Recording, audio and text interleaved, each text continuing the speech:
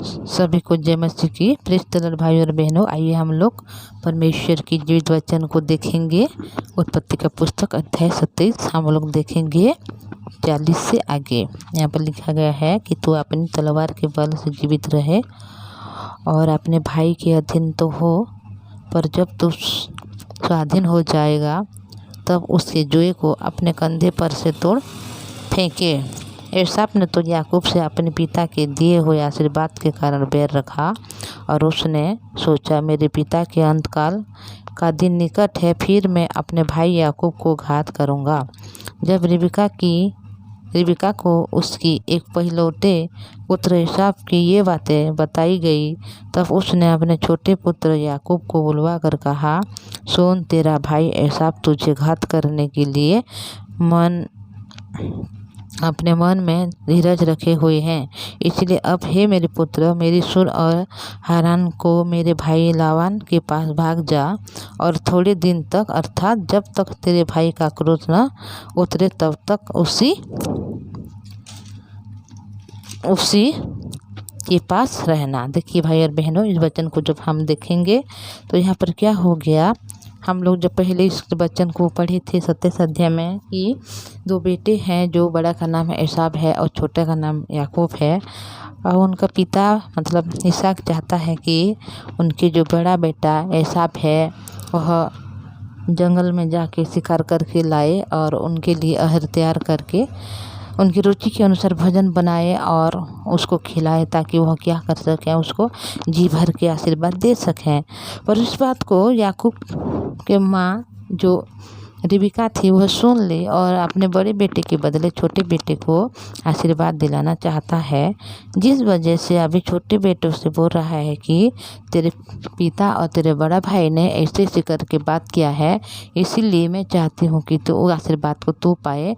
इसीलिए तू क्या कर, जो हम बकरी रखते हैं उस जगह में जा और क्या कर, 2 छोटे छोटे बकरी ले आ, उसका मांस मैं तैयार कर लूँ और तू उस मांस को लेकर जा अहेर को, ताकि तेरे पिता उसको खाए और तुझे आशीर्वाद दे। तो उसी समय याकूब ने बोला कि मेरा भाई तो रोम पुरुष है और मैं तो रोमी पुरुष हूँ। जब मैं मेरे भाई के मेरे पिता के पास जाऊँगा तो वो मुझे पहचान लेगी और जब आशीर्वाद के बदले क्या करेगी, मुझे श्राप देगी बोल के यहाँ पर बोला। तो उसके माता ने बोला कि वो श्राप मुझ पर पड़े, बल्कि तुझे आशीर्वाद मिले। उसकी माता ने उनसे कहा, हे मेरे पुत्र, श्राप तुझ पर नहीं मुझ पर पड़े, तू केवल मेरी सुन और जाकर वो बच्चे के पास ले आ। देखिए यहाँ पर अपनी माँ ने बोला कि वो श्राप तुझे ना पड़े बल्कि मुझे पड़े। तो वह अपने बेटे को बोला कि सिर्फ बच्चे को लेकर आ बोले। तो उस समय जाकर वह अपने माँ के वचन के अनुसार वो गया और जो बकरी का बच्चा था उसको लेकर आया, अपने माँ को दे रहे हैं। और माँ ने हर एक बात को यहाँ पर तैयार कर उनके लिए भोजन प्रस्तुत कर रहे हैं और उनकी रुचि के अनुसार। और जो वस्त्र है, सुंदर वस्त्र अपने बड़े बेटे का, उस वस्त्र को पहना रहे हैं, पर उसके शरीर में रोम भी नहीं है, तो जो बकरी का खाल है उसको लगा रहे हैं। हर एक बात को यहाँ पर माँ ने यहाँ पर प्रस्तुत कर रहे हैं। और याकूब ने सिर्फ उस वचन को लेकर अंदर जा रहे हैं और ऐसे बोल रहे हैं कि मैं तेरा बड़ा बेटा एसाव हूँ बोल के। तो उसी समय उसके पिता ने उसको टोटल कर भी देखा और उसके आवाज़ तो याकूब जैसा लग रहा है, पर उसके जो वस्त्र भी, जब उसका जो सुगंध था बड़े बेटा का वस्त्र की जैसा है, क्योंकि बड़ा बेटा का वस्त्र को वो पहना हुआ है। तो वो अपने बड़ा बेटा समझ कर उसको आशीष दे रहे हैं। और जब बड़ा बेटा वहाँ पर जाके जंगल में शिकार करके मांस को लाया और अपने पिता के लिए अहेर को तैयार कर रहे हैं और खिलाने के लिए अपने पिता के पास आ भी रहे हैं, तो उसी समय पिता ने बोल रहा है कि तू कौन है बोल के। तो हमें तेरा बड़ा बेटा वैसा हूँ बोल रहे हैं, पर वो विश्वास नहीं कर पा रहा है। फिर जब उसको पता चल रहा है कि छोटा बेटा आके क्या कर रहा है, हर एक आशीर्वाद को यहाँ पर लेकर चला गया। तो वह अपने बेटे को आशीर्वाद, छोटा बेटा को तो आशीर्वाद दे चुका, पर बड़ा बेटा भी बोल रहा है कि पिता मुझे कुछ तो आशीर्वाद दो बोल के बहुत मतलब रो रहा है। तो उसको आशीर्वाद नहीं दिया उस समय, बल्कि उसको क्या कर दिया, श्राप की जैसा वह बोल दिया है कि देख जो बड़ा भाई है, सॉरी, जो तेरा छोटा भाई है उसके अधीन तू रहेगा बोल के बोल रहा है। और क्या बोल रहा है कि तू अपनी तलवार के बल से जीवित रहेगा बोल के हो रहा है।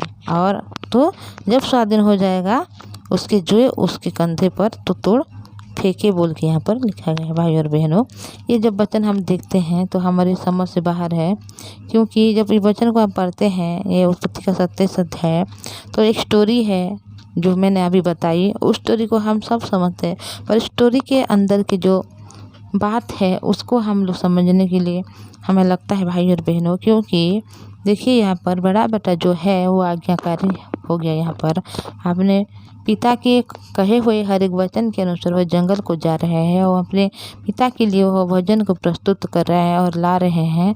और जब खिलाने के समय आ रहा है तो उसके पिता उसको आशीर्वाद देने के बदले श्राप को दे रहे हैं।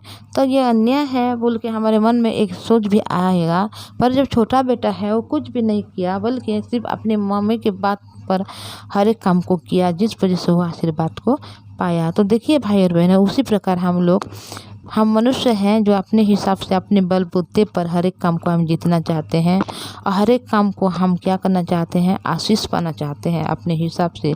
जैसे कि हम कभी परमेश्वर से प्रार्थना करते हैं कि हे परमेश्वर मुझे ऐसे कर दे, वैसे कर दे, मेरे लिए ऐसे कर दे बोल के हम हर एक विषय मानते हैं। और परमेश्वर से हम क्या कहते हैं, अगर तो आप ऐसे करोगी तो मैं फास्टिंग करूँगी, अगर आप ऐसे करोगी तो मैं लोगों को दान दूंगी, दशमांश दूंगी, ऐसे हम समझते हैं भाई और बहनों।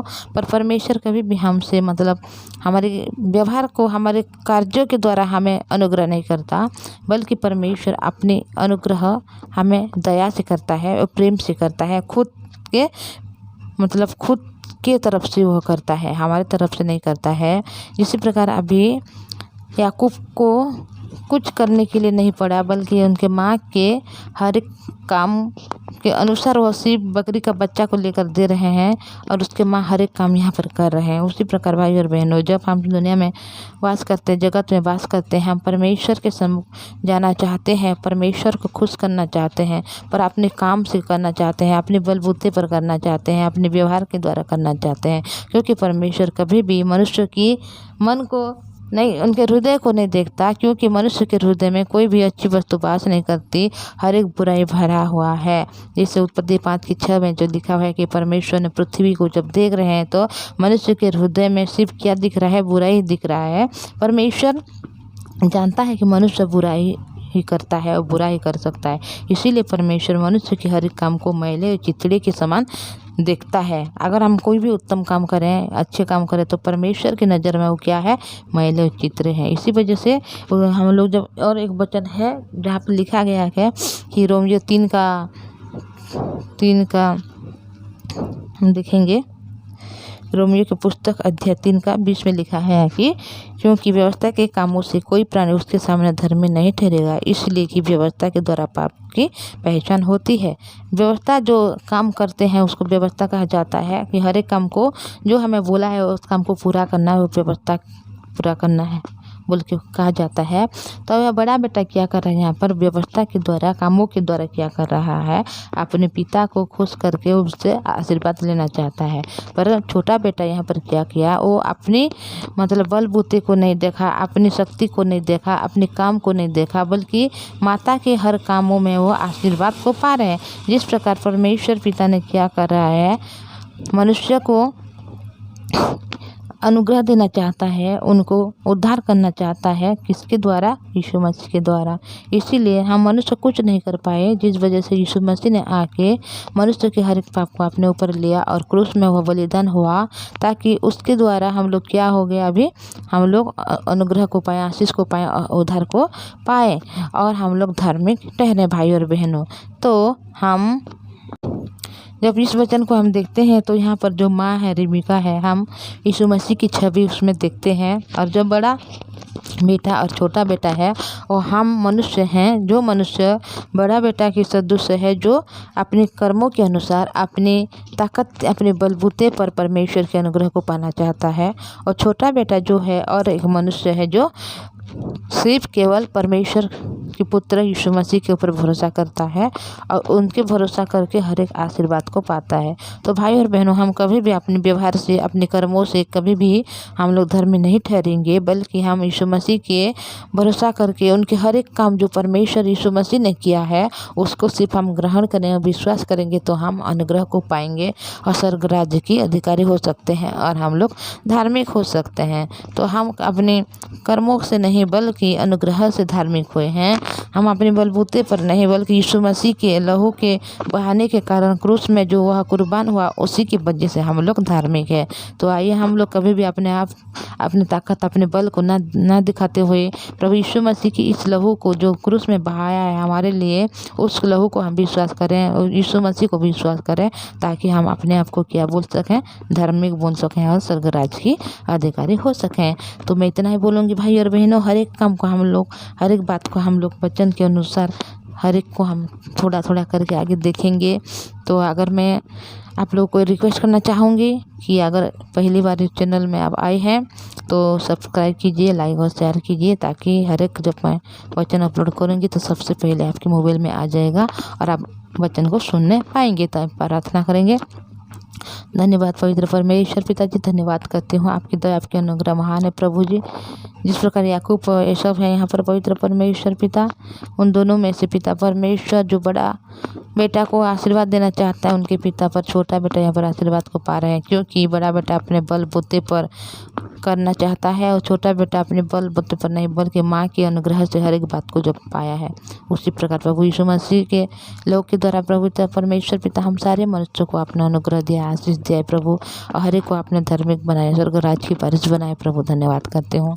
हमारे जो भाई और बहन सुन रहे वचन को आशीष अनुग्रह दीजिए, दया दीजिए प्रभु, ताकि इस वचन को लोग समझने वाले बने पिता, उनके हृदय मन में स्थापित कीजिए प्रभु जी।